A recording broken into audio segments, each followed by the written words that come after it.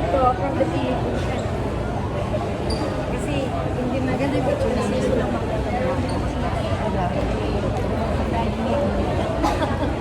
Mas mamaya naman tayo sa swimming.